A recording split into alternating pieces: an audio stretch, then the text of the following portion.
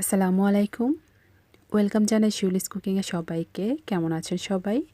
আশা করি সবাই ভালো আছেন। আমি আলহামদুলিল্লাহ ভালো আছি। আমি আজকে শেয়ার করব গরুর মাংসের কিমা দিয়ে পুলি পিঠা। খুব সহজভাবে শেয়ার করব, আশা করি আপনাদের ভালো লাগবে। তো চলুন দেখে নিই কীভাবে কিমা দিয়ে পুলি পিঠা তৈরি করতে হয়। পিঠা তৈরি করার জন্য আমি এখানে নিয়েছি একটি মেজারমেন্ট কাপে 1 কাপ ময়দা, দেব পরিমাণ মতো লবণ,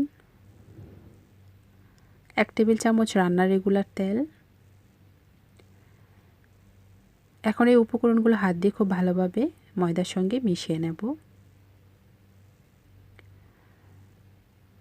যখন উপকরণগুলো মেশানো হয়ে যাবে, নর্মাল তাপমাত্রার পানি দিয়ে অল্প অল্প করে একটা সফট ডো তৈরি করে নেব।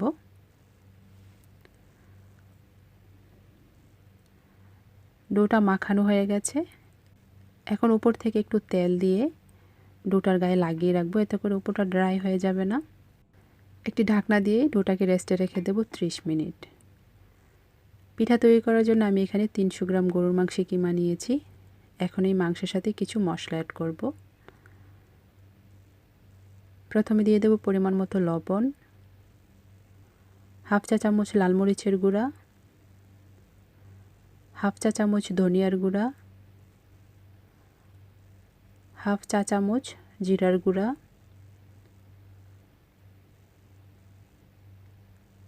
1 টেবিল চামচ টমেটো সস,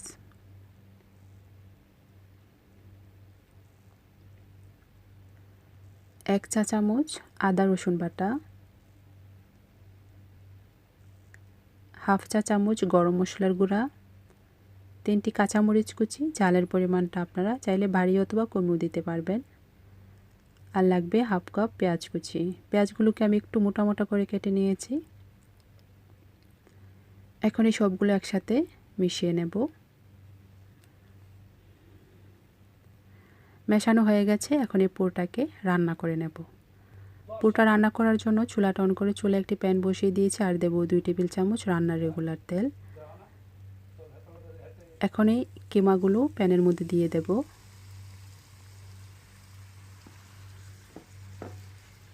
দিয়ে নাড়াচাড়া করে 7 থেকে 8 মিনিট আমি এই কিমাগুলোকে রান্না করে নেব।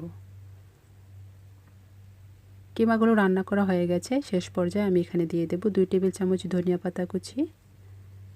এখন নেড়ে চেড়ে কিমাগুলো আমি চুলা থেকে নামিয়ে একটা প্লেটে ঢেলে ঠান্ডা করে নেব।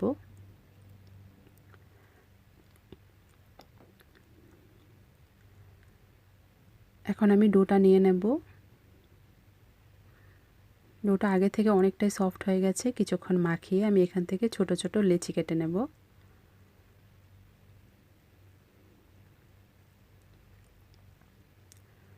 উপরে কিছু শুকনো ময়দা দিয়ে ছোট্ট একটা রুটি বেলে নেব।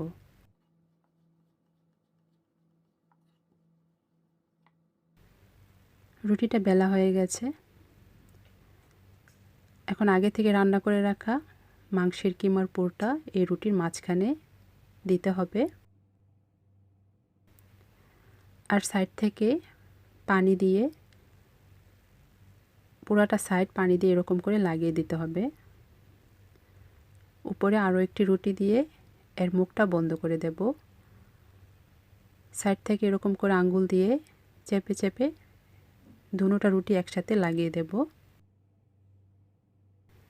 একটি কাঁটা চামচ দিয়ে রুটির সাইডটা আমি এরকম করে ডিজাইন করে নেব।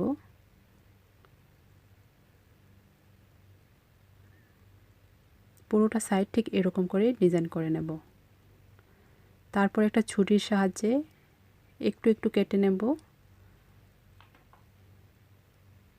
আর আঙ্গুল দিয়ে ঠিক ফুলের পাপড়ির মতো তৈরি করে নেব।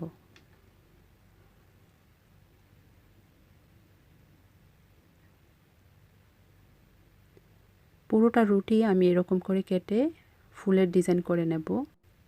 আপনারা চাইলে আমার রেসিপি ফলো করে অল্প সময়ে এই পিঠাটা বাসায় তৈরি করতে পারবেন। এই পিঠাটা দেখতে যেমন সুন্দর, খেতেও খুব মজার হয়। ঠিক এরকম করে আমি সবগুলো পিঠা বানিয়ে নেব। আমার সবগুলো পিঠা বানানো হয়ে গেছে। এখন আমি এই পিঠাগুলো ভেজে নেব। পিঠাগুলো ভাজার জন্য চুলাটা অন করে চুলায় প্যান বসিয়ে পরিমাণ মতো তেল মিডিয়াম আঁচে গরম করে নিয়েছি। এখন এই পিঠাগুলো তেলের মধ্যে দিয়ে দেব। চুলার জালটাকে মিডিয়ামে রেখে পিঠাগুলো ভাজবো। এক পিঠ হয়ে আসলে উল্টিয়ে অন্য পিঠও ভেজে নেব। যখন সুন্দর একটা কালার চলে আসবে তখন আমি পিঠাগুলো তেল থেকে তুলিয়ে পরিবেশন করে নেব।